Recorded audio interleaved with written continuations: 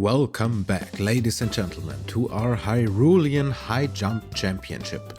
We're back, and after seeing the crash and burn attempt of our favorite rock fiend Broken Bat Yunobo, it is our fan favorite's turn, the boy, who seems to be able to sleep anywhere for extended periods of time despite arising apocalyptical circumstances, Link, using a new form of gas launching that seems to be possible on 1.2.0. Now let's see.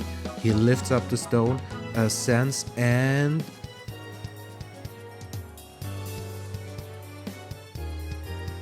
beautiful launch on Link's part.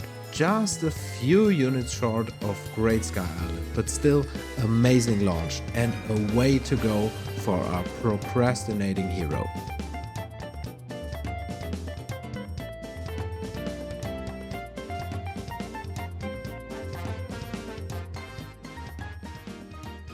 Hey guys, how are you doing? Today we're talking about gas on 1.2.0. If you've watched my previous videos, you know that I already made a guide on gas launching. However, it only worked on versions 1.0.0 up to 1.1.2. But playing around with likes on 1.2.0, I was able to find a way to activate gas as well. Gas stands for Godless Active Shield, because the original method was used to keep the fuses of shields activated as if you would constantly hold the ZL button. However, the shield could be on Link's back or unsheathed as well, and would also stay active during recall, ascent, or even text prompts, leading to the possibility of mainly hydroclipping and gas launching. Gas has originally been found by Venaticus, and gas launching has been found by NX721, pyuk, Flash, Mozz, and I helped a little as well. For this, we will need at least 2 shields and 2 weapons. Additionally, I recommend a Fangaster to reset the like indefinitely, as well as of course the desired fuse object you would want to gas activate. We will now start by using the like to fuse entangle our equipment, which we will be drop smuggling later. I recommend you to use weapons for gas because they don't consume energy, their gas launches are way more consistent and forgiving, and if you want to keep gas for a long time, it is less of a downside since you only lose the use of your shield. But you will soon see what I mean by that. Alright, let's get started. Drop either the weapon or shield, which will become fuse entangled at the outer range of the like's radius. Ideally, you want to be just close enough for the like to be able to swallow the equipment. Now stand outside of the like's range and open the fuse rune. Count the like's pulses up to 6, and on the 6th pulse, press the corresponding button for whatever equipment you want to fuse to. In my case, I'm using a weapon that will be drop smuggled, so I will fuse it to my shield, pressing ZL to fuse entangle it. You will hear the fuse sound play shortly, which will then be interrupted by the like swallowing it. Now drop your currently equipped shield, walk away from it, and once far away like this, equip the shield you want it to be fuse entangled to. Now use the Fangaster or any other way to retrieve the weapon. If you've done everything correctly, it should now appear on the ground next to the helper shield that we dropped. Alternatively, here is the process for shields. It is essentially the same process. I'm even using the Fangaster as well to retrieve the weapon. Just make sure that you switch back to the actual weapon you want the shield to fuse entangle to before the like spits it out. If the equipment gets full on fused instead of entangled, just reload a save, or alternatively just pick a different equipment if you have multiple to choose from. If it just gets spit out by the like, just reset the position and try again. If you need a more in-depth guide about fuse entangling with a like, check out my 1.2.0 Q-Link guide. There is a section about it as well. Alright, now we got our equipment Fuse Entangled. Now we want to drop smuggle it. For that, we make sure that we have the base of our Fuse Entangled equipment equipped. In my case, that is going to be this torch shield. Now we put the equipment back in the radius of the like and make ourselves ready to pick it up the same frame the like eats it. If done correctly, you should now hold an invisible weapon in your hand. We can now drop it either from the quick menu or the inventory. If it falls through the floor, just reset it by switching to your fan guster. However, be careful, the weapons can fling away pretty fast like that, so don't lose it.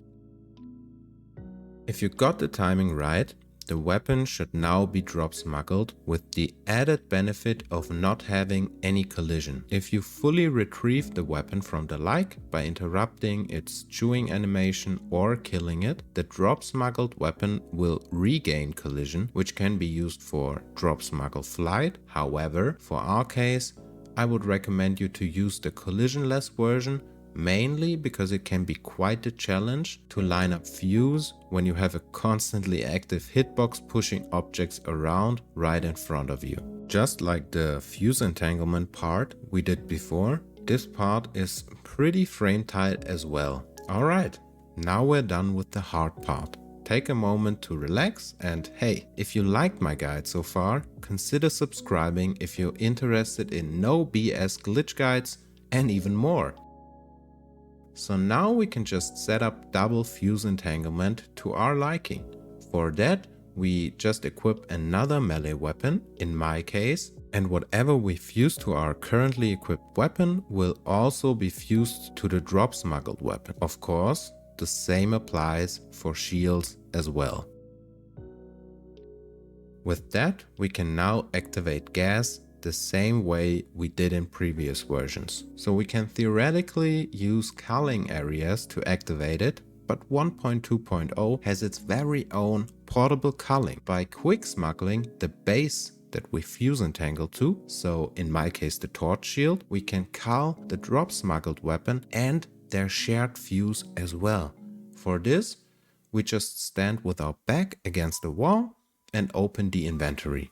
Now drop your base equipment that we fuse entangled to, equip another one of the same kind and remove it. Close the inventory and you should now have it culled, including the drop smuggle and its fuse. If we now attack for melee weapons or press ZL for shields at least once while in this state and uncull our base by dropping it in the overworld, it will now be activated. This will stay active for as long as you don't use the weapon or shield. You can unsheath both, however, a single attack or a single shield input will cancel it. Additionally, there are some caveats to this as well. First off, as soon as you have a weapon equipped, the drop smuggled weapon will become interactable. So if you accidentally press A, it will be put in your inventory and you will break the fuse entanglement as well as the drop smuggle. In addition to that, fusing single-use elemental fruits like bomb flowers, fire fruit, shock fruits will crash your game. This is a common trait for fuse entanglement. Just don't do it. If you decide to get collision back of your drop smuggled weapon, either by retrieving it from the like via shocking it or using a fan guster or killing it, it will not drop through the floor and instead just lay around, kind of non-interactable. This is called a purgatory weapon. As you can see, all runes don't work as well as just picking it up if I don't have an equipment of the same type equipped. If I have one equipped and press A, the game will try to pick it up, which will result in a crash as well. So keep that in mind. For gas launches, you can now use the original big battery and ascent method. However, using weapon gas, you can use stones as well to ascend through, for example. Additionally, you can use text prompts like a campfire or NPC dialogue or even recall to launch yourself as well. As objects, pretty much anything goes. However, keep in mind that the heavier the object, the longer you will need to stay in ascent, recall or the text prompt to generate enough energy. Other good objects are barrels, flame or frost emitters, since they are pretty light and easy to stand on. To have more freedom in this regard, you can either quick smuggle the Fuse Entanglement base again and just cancel the quick smuggle as soon as you need to gas launch again. This is also why I recommend you to use a weapon to drop smuggle, because that way you still have freedom to choose different weapons and the only trade-off is your shield for that, as opposed to having to quick smuggle your melee weapon. You can also use this to gas warp.